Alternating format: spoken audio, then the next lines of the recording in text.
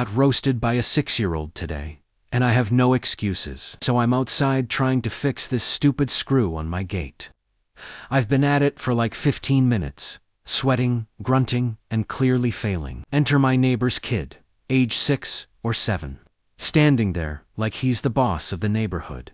Silent, judging, probably plotting my demise. Finally, he says, dead serious, "My dad would have finished that already." I chuckle, trying to save face. "Yeah, well, your dad is handy." He stares at me like I just committed a crime, then adds, "And he has better tools." Okay, fair.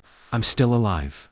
Barely. Then, he looks at my screwdriver and drops the mic, and he usually knows what he's doing. At this point, I realize I've been verbally eviscerated by someone who can't even tie their shoes without supervision. A few minutes later, his dad walks over, fixes the screw in 10 seconds, hands it back, and the kid just nods like a wise old sage watching a fool struggle. I'm not saying I lost my dignity today, but if my reputation in this neighborhood was a credit score, it just went negative. Today something small happened that I can't stop thinking about. I was standing at a tea stall near my office when an old man came there. He looked tired and kept checking his pockets again and again. When the shopkeeper gave him tea and some biscuits, the old man quietly said he didn't have enough money. The shopkeeper got irritated and told him to leave. I don't know why, but I just paid for his tea. It was barely anything. The old man looked at me like I had done something huge for him. He sat beside me and started talking. Turns out he used to be a school teacher and had recently moved to the city to live with his son, but things weren't going well at home. Before leaving, he said something that stuck with me. He said, "Beta, when someone helps you when they don't have to, it stays in your heart longer than money." Then he walked away slowly. It was such a small moment, but for some reason it made my whole day feel different. I guess sometimes the smallest things matter the most. Has anyone else had a random small moment with a stranger that stayed with you? How? A stolen lunch somehow turned me into that guy at work. My life story. A few weeks ago, someone ate my lunch from the office fridge. Normally, I wouldn't care, but this time, it was a homemade chicken sandwich my mom made when she visited. I had been looking forward to it all morning. When I checked the fridge, it was gone. In its place was a sticky note that said something like, "Hope you don't mind." I'm not a confrontational person at all, but I left a dramatic note on the fridge that said, "To whoever ate my sandwich, I hope it was worth it." It was meant as a joke, but someone posted a picture of it in the company chat.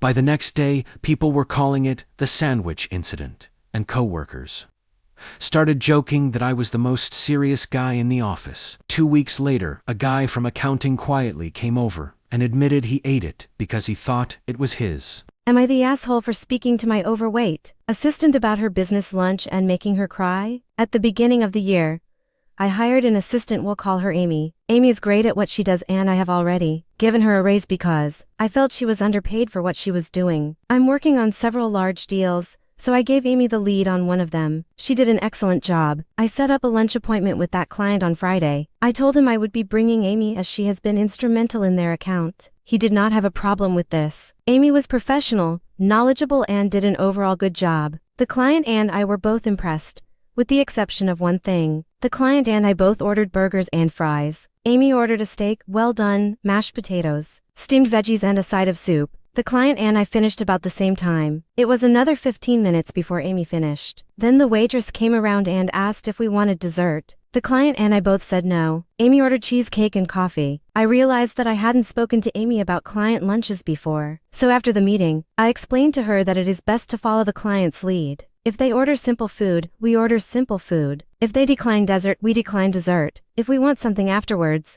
we can pick it up later. Amy did not take this well. At first, she offered to pay me back. I told her it was not a money issue. I have no problem buying her lunch, but to keep in mind it's about business. I told her I usually order wraps or burgers because they are not too messy like spaghetti and I can take small bites in case I'm asked a question. I can also match the client's eating speed so there is no awkward waiting on either side. Then she started crying, saying it is because she's fat, her words not mine. I again told her it was about strategy. I thought she had great potential and I wanted to help guide her. I then told her about some of my past faux pas. For example, ordering spaghetti and getting it all on my shirt, Or once I ordered ordered a cheeseburger when the client was vegetarian and highly disgusted at me. She was still upset when she left. I feel like an offer bringing this to her attention, but my intentions were good. I feel like she has great potential. The meal did not concern me as much as how she took instruction. Now I'm wondering if others think I was wrong for bringing it up at all.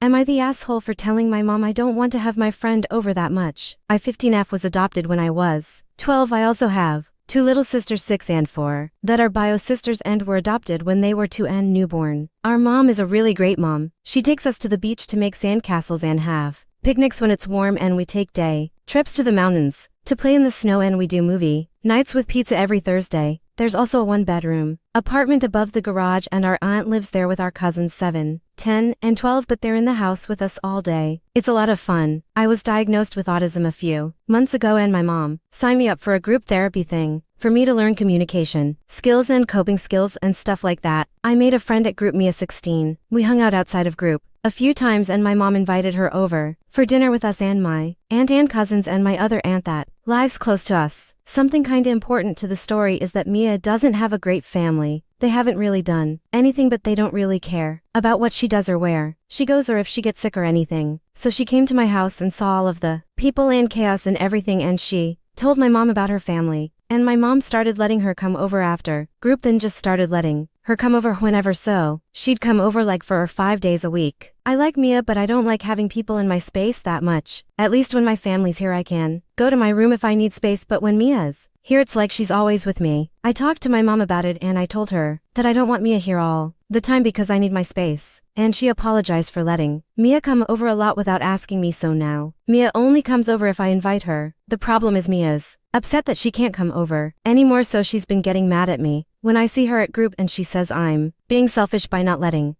her come over anymore, and I wanted to see if I was wrong. Am I the asshole for waking my boyfriend up for snoring? My boyfriend is a really heavy snorer. He always has been. If he falls asleep first, it takes me hours to fall asleep, and it's literally driving me insane. For the first year or so of our relationship, I used to just suck it up and deal with it, but it's getting to the point now where it's every single night.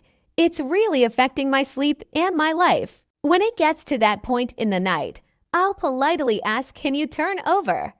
'Cause if he's facing away from me, it's a bit quieter. If that doesn't work, I'll give him a light nudge or an elbow, and I'll wake him up to stop snoring because I can't sleep. Sometimes he gets really angry at me for waking him up because he has work in the morning and tells me, "If you wake me up again, I'm going to sleep on the couch and I'm taking the quilt." I feel bad because I know he isn't consciously doing it and he can't help it, but it literally makes me so mad when I'm getting no sleep and it's affecting me the next day. I'm someone who really can't function on low sleep. I have misophonia too, so even the sound of breathing makes me really uncomfortable. So you can imagine how heavy snoring makes me feel. I've told him he could go see a doctor about his snoring, but he doesn't seem interested in doing that. FYI, we live in a 1-bedroom apartment, so we don't have a spare bedroom, but I have done things to try and make it work. I've slept on the couch a few times. I always put the TV on when I'm trying to sleep to try cancel out the noise, but he tells me to turn it down. I've tried earplugs, but then I don't wake up to my Ella in the morning. I just don't know what else to do. Ida. Am I the asshole for fixing my daughter's car when her boyfriend said he'd handle it? My daughter, 21F, and I have always been pretty close. She moved in with her boyfriend a couple months ago. It was a little tough seeing her move out, but I know she's an adult and building her own life. She drives an old Corolla with a lot of miles on it. A couple weeks ago, she mentioned the steering wheel had started shaking when she got up to highway speeds, and sometimes the front end would shudder when she braked. She told me her boyfriend said he would take care of it. Another week went by and it still hadn't been looked at. Last weekend, she came by my place and said it was getting worse and it was starting to make her nervous to drive. So I took it for a quick drive, and sure enough, the wheel was shaking pretty good around 60 miles per hour, and it shuddered when I hit the brakes. I pulled the front wheels off in the driveway, and it was pretty obvious the front brake rotors were warped and the brake pads were worn unevenly. I ran to the parts store, grabbed new rotors and pads, and swapped them out that afternoon. Took a couple hours, and after that the car drove smooth again. My daughter was really happy and thanked me a bunch. To me, it wasn't a big deal. I've worked on cars most of my life and she's my kid. A few days later, she and her boyfriend came over for dinner. At one point, he pulled me aside and told me I shouldn't have fixed the car. He said it was his responsibility as her boyfriend to handle that kind of thing and that by doing it myself, I stepped on his toes. I told him I wasn't trying to prove anything. The car was getting worse and I just fixed it while she was there. Since then, he's been pretty short with me and the vibe has been a little weird. My daughter says he feels like I undermine him. From my point of view, she's still my daughter, and if something on her car is unsafe and I can fix it in an afternoon, I'm going to.